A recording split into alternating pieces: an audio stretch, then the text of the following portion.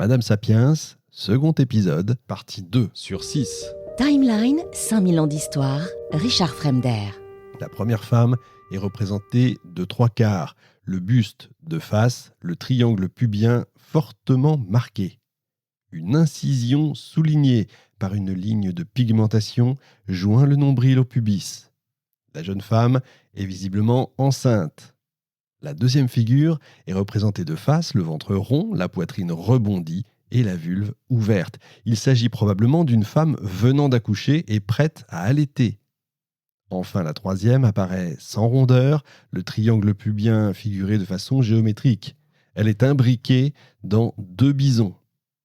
On est là en présence d'un véritable outil pédagogique, mettant en scène non une femme en particulier, puisqu'elle n'a pas de tête, pas de bras, pas de jambes, mais la femme en général, soulignée par les attributs sexuels.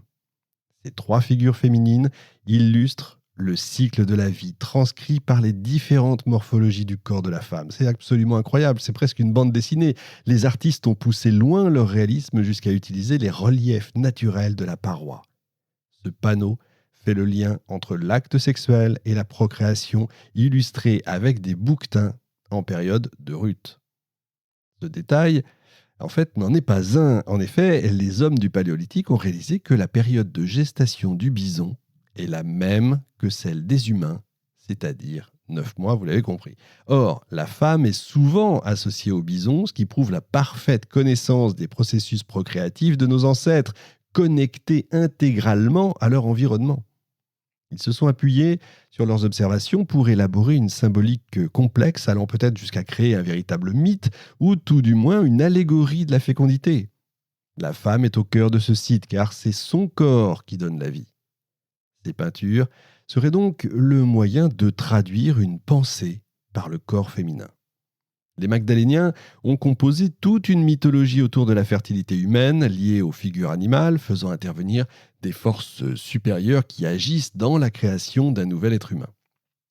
Ces représentations, aujourd'hui dissimulées au fond d'un abri obscur, en fait ne l'étaient pas à l'époque de leur réalisation. Elles étaient visibles de loin, rehaussées par l'application d'ocre et de charbon à travers une toundra dégagée. Exposées à la lumière du jour, elles étaient accessibles à tout le monde.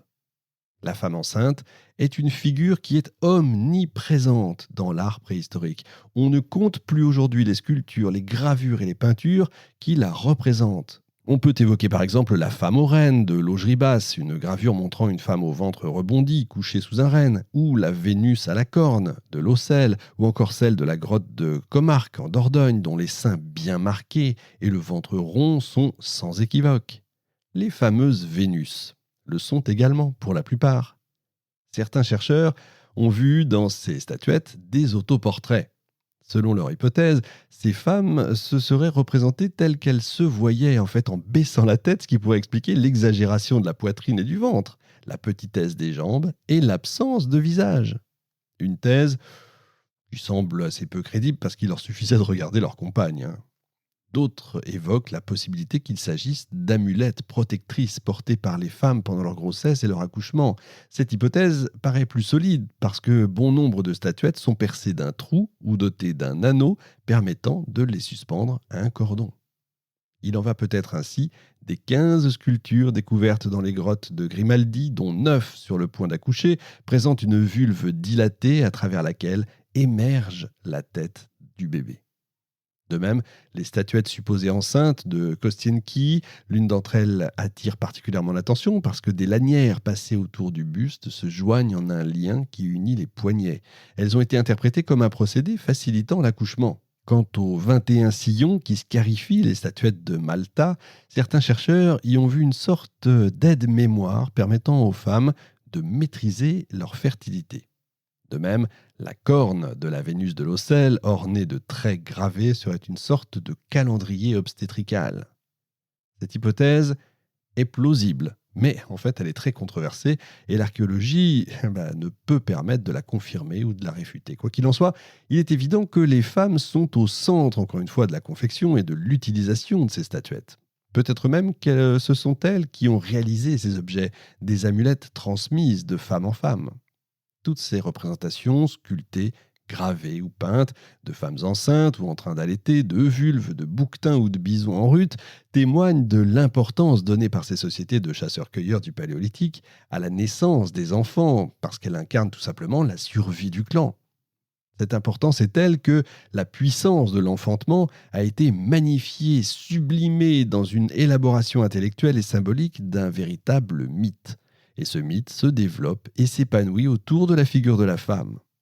Ce simple fait doit nous interroger sur la place qu'elle occupe, du coup, au sein des sociétés de chasseurs-cueilleurs du Paléolithique.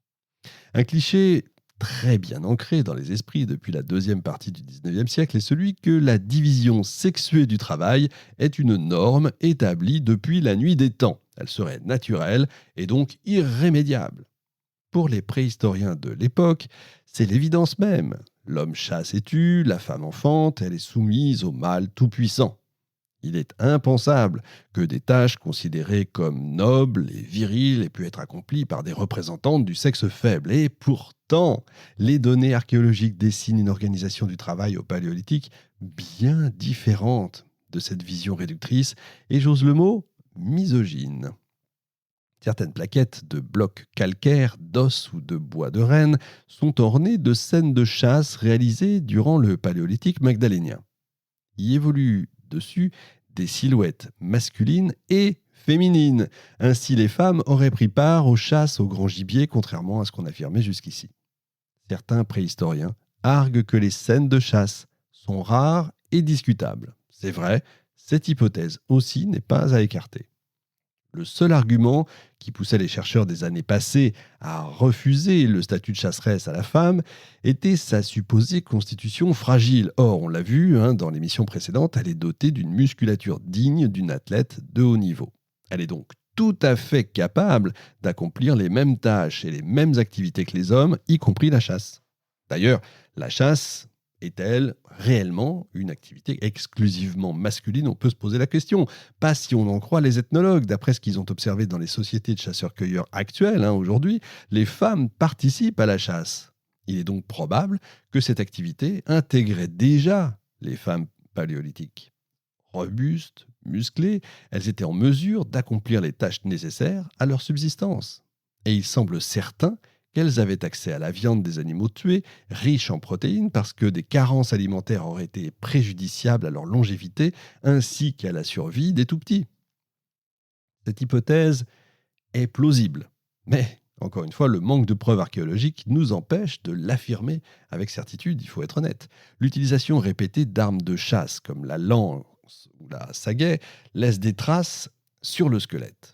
Elles apparaissent bien, mais presque uniquement sur des restes d'individus masculins. Alors il faut quand même garder à l'esprit que peu de squelettes de cette période ont été découverts à ce jour, donc c'est difficile de conclure. En plus, l'activité économique dépend des normes de chaque groupe humain. Par exemple, le site de Huayllamiapacha, au Pérou, perché à 3925 mètres d'altitude, révèle que les peuples andins vivaient de chasse et de cueillette autour de 8000 ans avant notre ère. 5 fosses contenant 6 individus y ont été découvertes. Elles renfermaient les restes de 2 chasseurs, comme le montrent les pointes de projectiles, les grattoirs, les couteaux et les éclats de pierre qui ont été déposés auprès d'eux. Or, l'un des chasseurs était une femme. Encore plus flagrant, 10 sites américains du Pléistocène tardif, entre 12 000 et 8 000 ans environ, ont livré 11 sépultures féminines associées à des armes. Eh bien, ces exemples nous prouvent que dans certaines parties du globe, les femmes ont été pleinement intégrées à la chasse. Il semble également qu'au Paléolithique, le travail soit relativement indifférencié. Les femmes, et peut-être aussi les hommes, participent à la chasse au petit gibier, à l'aide de bâtons à fouir, c'est-à-dire à creuser, de gourdins ou de pièges comme l'enfumage ou les collets, au ramassage de coquillages et à la collecte de plantes. De même, la femme a pu participer à toutes les étapes de la chasse au grand gibier, repérage, déchiffrage des traces du gibier, élaboration des stratégies de chasse, tireuses, etc. etc. Certains chercheurs pensent qu'elle se charge surtout de rabattre les grandes proies en les menant jusqu'aux lanceurs de sagaie à l'affût. Ce sont donc elles, si on réfléchit, qui risquent le plus leur vie. Je le disais tout à l'heure, Les activités répétées laissent des traces sur le squelette humain. La pratique régulière du lancer de sagaie entraîne en fait des lésions sur les os au niveau des attaches des tendons et des ligaments. On les trouve aujourd'hui sur les bras des lanceurs de javelot et des femmes en périménopause.